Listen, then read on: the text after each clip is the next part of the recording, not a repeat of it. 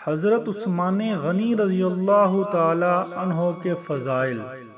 ذوالنورین کا لقب پانے والے سچے عاشق رسول اور سابقون الاولون میں شامل آپ وہ عظیم ہستی ہیں جن کی شہادت کی افواہ پر نبی کریم صلی اللہ علیہ وآلہ وسلم نے صحابہ اکرام سے بیعت لی، اور شہادت عثمان کا بدلہ لیا جائے گا۔ اس بیعت کا ذکر قرآن پاک میں بیعت رضوان سے موجود ہے۔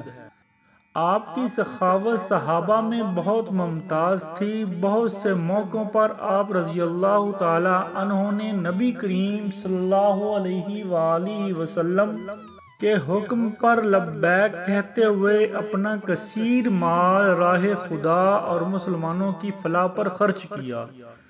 آپ عشرہ مبشرہ میں شامل ہیں جن کو دنیا میں جنت کی بشارت دی گئی۔ آپ سے بغض رکھنے والے شخص کا نبی کریم صلی اللہ علیہ وآلہ وسلم نے جنازہ نہیں پڑھایا۔ یہ ان لوگوں کے لیے مثال عبرت ہے جو قیامت تک آپ سے بغض رکھیں۔ بئر رومہ ایک کنواں تھا جو یہودی کی ملکیت تھا۔ مسلمانوں کو پانی کی تنگی لاحق ہوئی تو آپ نے وہ کنواں کثیر رقم میں خرید کر مسلمانوں کو وقف کر دیا۔ مولا علی کرم اللہ وجہ الکریم کی شادی کے موقع پر آپ نے ان سے زرہ خرید کر ان کو تحفے میں دوبارہ پیش کر دی۔ یہ صحابہ کی آپس میں محبت کی بہترین مثال ہے۔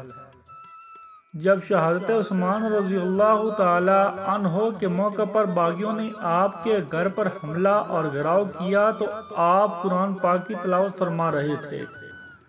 مولا علی کرم اللہ وجہ الکریم نے اپنے بیٹوں امام حسن و حسین کو آپ کے مکان پر باغیوں سے بچاؤ کے لیے پہرا دینے بھیج رکھا تھا۔ یہ مولا علی کی آپ سے محبت تھی۔